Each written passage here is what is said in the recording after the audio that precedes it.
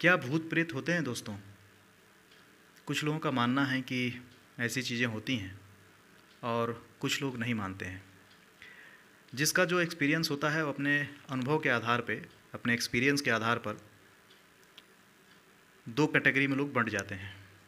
जिनके साथ कुछ अगर हुआ है तो वो मानते हैं, और अगर किसी के साथ ऐसा एक्सपीरियंस नहीं हुआ है तो बिलीव नहीं करते हैं।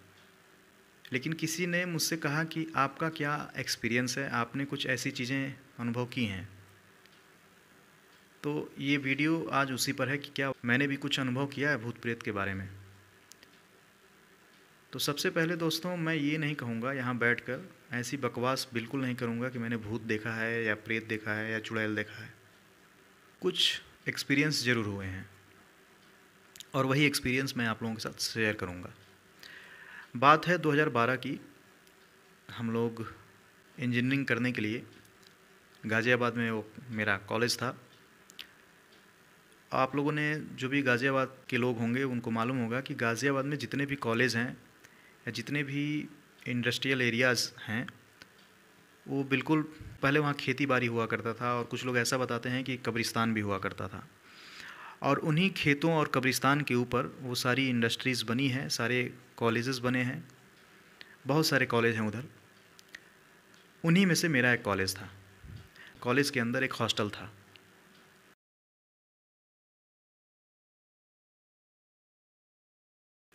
फर्स्ट ईयर में मेरा जो रूम नंबर था वो कमरा नंबर 213। तो हर रूम में तीन तीन बच्चे, एक रूम में तीन बच्चे एक दूसरे के साथ शेयर करते थे। कुछ लोग सिंगल भी रहते थे, कुछ लोग दो लोग भी रहते थे, लेकिन मैक्सिमम बच्चे एक कमरे में तीन बच्चे रहते थे। अलग अलग जगहों से बच्चे आते थे और कोशिश ये की जाती थी कि मैक्सिमम बच्चे, यानी तीन तीन बच्चे एक कमरे में रहें। चूँकि इतना पढ़ाई का प्रेशर होता है फर्स्ट ईयर में, ख़ास करके इंजीनियरिंग के स्टूडेंट्स में, कि मैनेजमेंट ये डिसाइड करती है कि बहुत कम ही ऐसे बच्चे होंगे जो सिंगल रहेंगे। क्योंकि प्रेशर ऐसी चीज़ है दोस्तों कि आए दिन ऐसे, चाहे वो एमबीबीएस के स्टूडेंट हों, चाहे वो इंजीनियरिंग के स्टूडेंट हों, वो प्रेशर झेल नहीं पाते हैं और वो सुसाइड जैसे कदम उठा लेते हैं। इस वजह से जो कॉलेज के जो मैनेजमेंट होती है वो आपको एक रूम में तीन बच्चों को अलाउ करती है। तो हम जिस कमरे में रहते थे उसमें भी तीन बच्चे रहते थे। एक मेरा दोस्त था, वो चूँकि 8 से 9 बजे का जो टाइमिंग होता है, उस टाइमिंग में खाना खाने के बाद, मतलब 8 से 9 के बीच में हम लोगों को खाना खा लेना होता था। और 9 बजे के बाद फिर बच्चे अपना पढ़ाई लिखाई करते थे। जिनको मूवी देखना है, थोड़ा माइंड को फ्रेश करना है, म्यूजिक सुनना है या कुछ खेलना है तो खेलते थे। यानी रात भर आपको कभी हॉस्टल में ऐसा नहीं होगा कि सारे लोग सो रहे हैं, बहुत कम ही ऐसा होता है। कोई पढ़ रहा है, कोई मूवी देख रहा है, कोई, तमाम लोग तमाम तरीके की चीज़ें करते हैं, कोई किसी को परेशान कर रहा है। लेकिन हाँ, मतलब देर रात होने के बाद, 12-1 बजने के बाद थोड़ी सन्नाटा हो जाती थी। और जो मेरा, हम लोगों का जो कॉलेज था ना, वो पूरा खेतों के बीच में था। वो पूरा गाज़ियाबाद ही, अब आपका मैं नहीं बता सकता, लेकिन उस टाइम पे 12 की ये बात है। तो मेरा जो एक पार्टनर था वो बगल के रूम में चला जाता था। मेरे जो दोस्त थे उनके पास वो बैठ कर पढ़ाई लिखाई करता था या आपस में बातचीत करता था। जो मेरा दूसरा पार्टनर था, उसकी 9 बजे के बाद दुनिया समाप्त हो जाती थी। 9 बजे के बाद भूकंप आ जाए या कुछ भी हो जाए, उसको कोई लेना देना नहीं है दुनिया से। वो सोने के बाद फिर सुबह ही उठता था, और उसकी बेड ही पूरी दुनिया है। बेड पे ही उसके कपड़े, उसके कॉपी, बुक्स, खाने पीने की चीज़ें सब बेड पे, और उसी में थोड़ा सा जगह बना के वो सोता था। बचा मैं, तो मेरी आदत थी पढ़ने लिखने के बाद मैं एफएम सुना करता था। और चूँकि माइंड को फ्रेश करना होता है, क्योंकि आप ऑलरेडी बहुत ज़्यादा प्रेशर में होते हैं पढ़ाई लिखाई के, तो मैं म्यूजिक सुनता था। अब ऐसा करते करते 11-12 बज जाता था। लेकिन जैसे ही 12 बजता था दोस्तों, जैसा कि मैंने बताया, ground floor, first floor, second floor पे मेरा जो कमरा था वो 213 था, और ऊपर का जो थर्ड फ्लोर था, वो थर्ड फ्लोर पूरी तरीके से बंद था।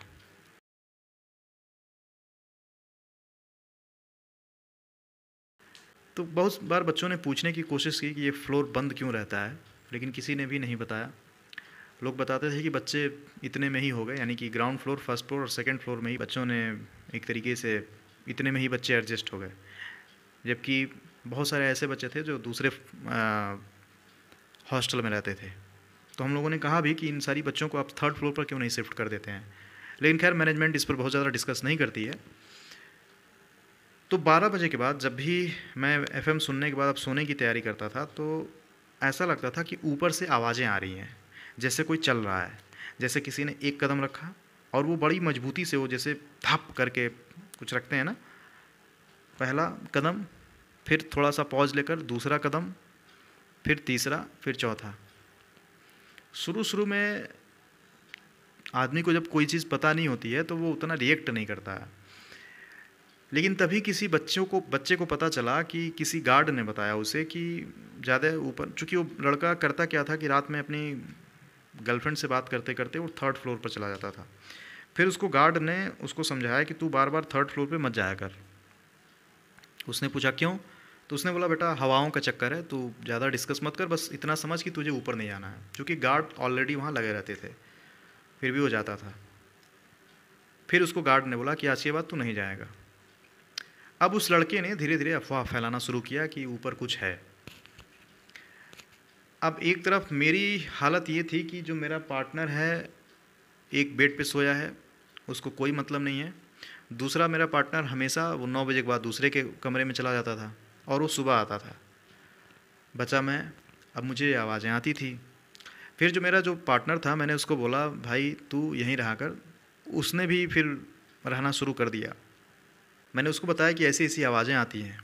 उसने भी जब आवाज़ें सुनी तो उसकी भी हालत ख़राब हो गई। हालांकि शुरू में हम लोग नहीं डरते थे, लेकिन जब उस बच्चे ने बताया कि ऊपर कुछ है और ऐसी ऐसी बातें हैं, लेकिन कोई भी खुलकर कुछ भी नहीं बता रहा है, तो हम लोग आवाज़ सुनते सुनते फिर कुछ दोस्तों ने डिसाइड किया कि जो गार्ड अंकल लोग हैं उनसे हम लोग बातचीत करेंगे और पूरी बात जानने की कोशिश करेंगे कि ये फ्लोर बंद क्यों है। उन लोगों ने बताया, गार्ड लोगों ने, कि 2006 में या 7 में एक लड़के ने थर्ड फ्लोर पर कमरा नंबर 314 में उसने सुसाइड कर लिया था, 313 या 314 में। अब ये बात सुनने के बाद जितने भी बच्चे खाना वाना खाने के बाद थर्ड फ्लोर पर बातचीत करने के लिए जाते थे या घूमने टहलने के लिए जाते थे, उस दिन के बाद से थर्ड फ्लोर पर जाना तो दूर, लोग वहाँ कदम भी नहीं रखते हैं। तो अब आप सोच रहे होंगे कि इसमें एक्सपीरियंस क्या है, तो एक्सपीरियंस ये है, फिर ये बात पूरे हॉस्टल में फैल गया और फैलने के साथ साथ बच्चों में एक डर का माहौल हो जाता है। लेकिन एक लड़का ऐसा था जो बिल्कुल नहीं डरता था। वो शर्त लगाता था कि मैं चला जाऊंगा, मुझे कोई दिक्कत नहीं है और मैं भूत की ऐसी की तैसी कर दूंगा। तमाम बातें होने लगीं। फिर जो बच्चे होते हैं, तो बच्चे होते हैं, फिर बच्चों के दिमाग में खुराफात जगा, उनमें से मैं भी था। हम लोगों ने फिर प्लान किया। उसने बोला, जो मेरा दोस्त है, जो डेयरिंग दोस्त है, आज भी उससे मेरी बातचीत होती है, उसने बोला कि देखते हैं कितने लोग हैं जो 12 बजे के बाद, यानी कि 12 या 1 बजेगा, उस थर्ड फ्लोर पर जाना है और चैनल के अंदर हाथ डालकर भूत को गाली देना है। सब लोग रेडी हो गए रात के 12:30 बजे, और कुछ दोस्तों ने ये डिसाइड किया कि वो जाएंगे। सेकंड फ्लोर से जैसे ही थर्ड फ्लोर पर जाने की बारी आई, 4 ने तो हाथ पैर चारों के फूल गए और उन्होंने मना कर दिया। लेकिन जो 5वां दोस्त था, डेयरिंग दोस्त, उसने कहा मुझे कोई दिक्कत नहीं, मैं जाऊंगा। हम लोग सेकंड फ्लोर पर, मतलब हालांकि मैं इन सारी चीज़ों पे उसको रोक रहा था कि तुम मत जाओ, क्यों ये सब क्यों करना, लेकिन वो कहा, अच्छा शर्त भी लगा हुआ था 500 रुपये का, तो वो नहीं मानता है। और सेकंड फ्लोर पे हम लोग सभी लोग, और मैं नीचे मतलब अपने रूम में जाने की तैयारी कर रहा था। वो थर्ड फ्लोर पर गया और इतनी भी हिम्मत नहीं है और लोगों में, 4-5 लोगों में, जो उसके साथ 8-10 लोग गए थे, हम सभी लोग, उसमें मैं भी इंक्लूड था, कि हम लोग थर्ड फ्लोर पर जा सकें। ठंडियों का मौसम था और फॉग, थोड़ा सा उससे और डर का माहौल पैदा हो रहा था। वो थर्ड फ्लोर पर जाता है और चैनल में हाथ डालकर चिल्लाता है, भूत की ऐसी की तैसी जो भी गालियाँ होती हैं वो देता है भूत को। नीचे आता है, हंसता है, यहाँ तक भी सब कुछ ठीक था। उसके बाद कुछ लड़के अपने अपने रूम में चले जाते हैं, लेकिन अब बचते हैं 4-5 लोग। उन 4-5 लोगों में पता नहीं क्या खुजली होती है कि वो लोग, उनमें से एक हिम्मत करके जाता है और थोड़ी देर वो रुकता है, फिर वो भाग आता है। फिर ये जो लड़का था, इसने फिर शर्त लगाया कि मैं तो, मेरे लिए तो मतलब मेरे लिए कोई बहुत बड़ी बात नहीं है, तुम लोग देखो डरपोक हो तुम सब। लेकिन जो 4-5 बच्चे थे वो वहाँ मौजूद थे। सेकंड फ्लोर पे, वो थर्ड फ्लोर पे वो जाता है। अब वो दूसरी नहीं तीसरी बार जाता है। तीसरी बार उस चैनल में हाथ डालकर गाली देने देने लगता है, चिल्लाने लगता है। दोस्तों, मुझे अभी भी अच्छे से याद है, चैनल में हाथ डालकर जैसे ही वो गाली देना शुरू करता है, उसके बाद से उसके हाथ को ऐसा लगा कि उसके हाथ को किसी ने अचानक यूं पकड़ा है, मतलब कि उसके हाथ को किसी ने चैनल में पकड़ लिया है। उसके बाद से उस बंदे की ना आवाज़ निकलना बंद हो गई। मतलब वो बोलना तो चाह रहा है, चीखना चाह रहा है, चिल्लाना चाह रहा है, बचने की कोशिश कर रहा है, लेकिन वो बोल नहीं पा रहा है। इधर जो सेकंड फ्लोर पे बच्चे हैं वो इंतज़ार कर रहे हैं कि ये बोल क्यों नहीं रहा है। अब इन बच्चों को घबराहट होने लगी, ये उसको बोलते हैं उसका नाम लेकर।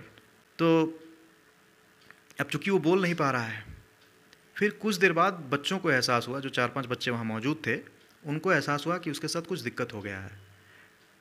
गार्ड भी अपने, चूंकि नींद में होता है ना, और गार्ड भी एक समय के बाद वो फ्रेंडली हो जाते हैं, तो बच्चे उसका फ़ायदा उठाते हैं। तो उन्होंने बच्चों को जाने दिया। अच्छा, कुछ गार्ड ऐसे भी होते हैं जिनको पैसा वैसे दे दिया जाता है, तो इतना वो माइंड नहीं करते हैं कि ठीक है जाओ। फिर उनमें से 4-5 लड़के ऊपर जाते हैं, देखते हैं कि वो गिरा हुआ है और उसके मुंह से झाग जैसा कुछ निकला हुआ है और पूरा उसका शरीर कांप रहा है और वो कुछ बोल नहीं पा रहा है। उसको उठा कर लाया गया, पानी वानी पिलाया गया, गार्ड भी आया। अच्छा, ये बात वार्डन तक नहीं पहुंचनी चाहिए, ऐसा भी था, क्योंकि अगर वार्डन को पता चल जाता तो उसमें बहुत सारे बच्चे आउट यानी कि निकाल दिए जाते हॉस्टल से। गार्ड को भी बचना था, क्योंकि गार्ड, ये बात अगर वार्डन तक पता चलती तो फिर गार्ड लोग के ऊपर कड़ी कार्रवाई होती, फिर बच्चों पर होती। खैर इस पर आते हैं। तो इस बच्चे को उठा करके मेरे दोस्त को कमरे में ले जाया जाता है। फिर वो पूरी कुछ देर बाद जब नॉर्मल होता है, वो इतना ज़्यादा डर गया कि लगभग 1 महीने तक उसको बुखार था। तो उसने जो बात बताई, उसने ये बताया कि जब पहली बार उसने हाथ डाला तो कोई दिक्कत नहीं, दूसरी बार उसने जब हाथ डाला कोई दिक्कत नहीं, तीसरी बार में बहुत कम बच्चे बचे थे, क्योंकि पहली और दूसरी बार में 10-12 बच्चे थे, 8-9-10-12 बच्चे। लेकिन थर्ड टाइम में गिन चुन के 4-5 दोस्त थे, जिनमें से एक ये ऊपर था, नीचे 4-5 थे। तो तीसरी बार जब इसने चैनल में हाथ डाला तो इसका किसी ने हाथ पकड़ लिया और ये छुड़ाने, मतलब उसमें रिएक्ट करने के इसके पास टाइम ही नहीं था।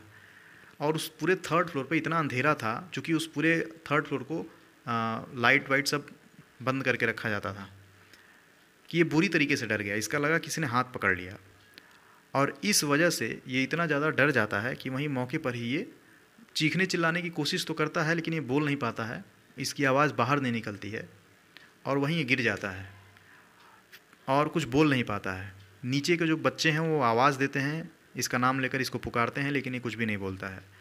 फिर बच्चे और बच्चों को बुलाकर ऊपर जाते हैं, उसको लेकर आते हैं कमरे में, इसको पानी पिलाया जाता है, इसके मुंह पर पानी छिड़का जाता है, फिर इसको थपथपाया जाता है।